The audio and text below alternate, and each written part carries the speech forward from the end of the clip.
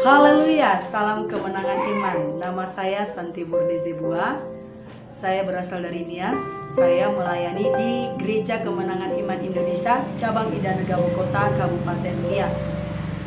Yang menjadi kesimpulan dalam mata kuliah mengenai fondasi kehidupan Kristen adalah yang pertama, kita harus mengetahui bahwa fondasi itu sama halnya dengan dasar.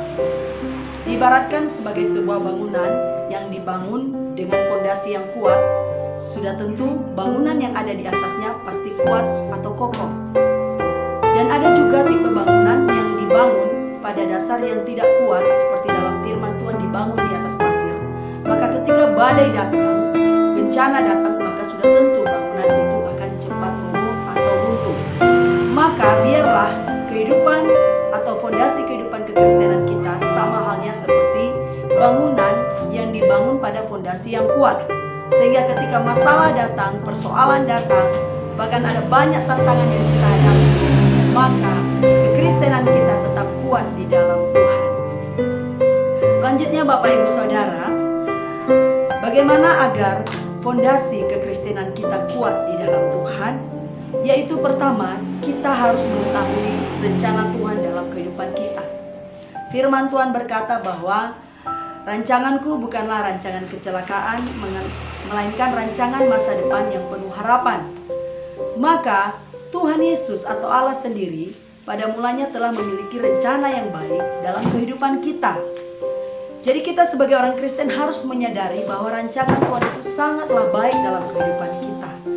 Sama halnya seperti Paulus, Bapak Ibu Saudara, ketika dia sudah menyambut rencana Tuhan, panggilan Tuhan dalam hidupnya, maka dia berusaha melatih dirinya untuk menyambut panggilan Tuhan itu.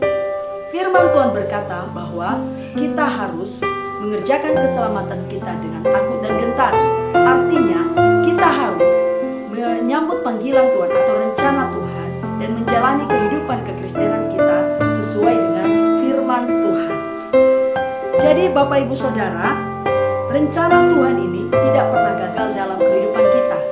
Sebab dari semulanya Tuhan Yesus atau Allah sendiri telah menciptakan kita segambar dengan Dia. Apa tujuannya? Supaya kita sebagai orang Kristen dapat mempermuliakan nama Tuhan dan memiliki persekutuan bersama-sama dengan Tuhan. Nah, rencana Tuhan ini tidak akan pernah gagal dalam hidup kita walaupun kita melakukan dosa. Dosa tidak dapat menggagalkan rencana Tuhan dalam kehidupan kita. Tetapi yang menjadi persoalannya adalah ada banyak orang Kristen tidak mau menyambut atau menjalani rencana Tuhan tersebut. Mereka lebih memilih untuk berjalan pada kehendak mereka sendiri. Jadi saudaraku, dalam mengetahui ciri-ciri rencana Tuhan ini, yang perlu pertama kita ketahui adalah pengetahuan. Tuhan sendiri atau Allah sendiri merencanakan atau menciptakan kita dari semula. Dia telah mengetahui seperti apa kita dan seperti apa masa depan kita.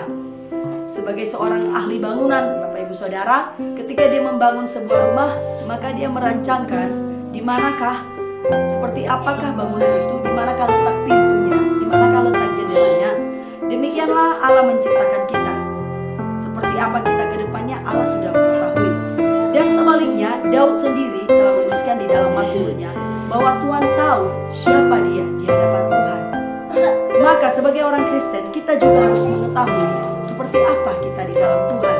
Kita harus menyadari untuk apa kita di dalam Tuhan.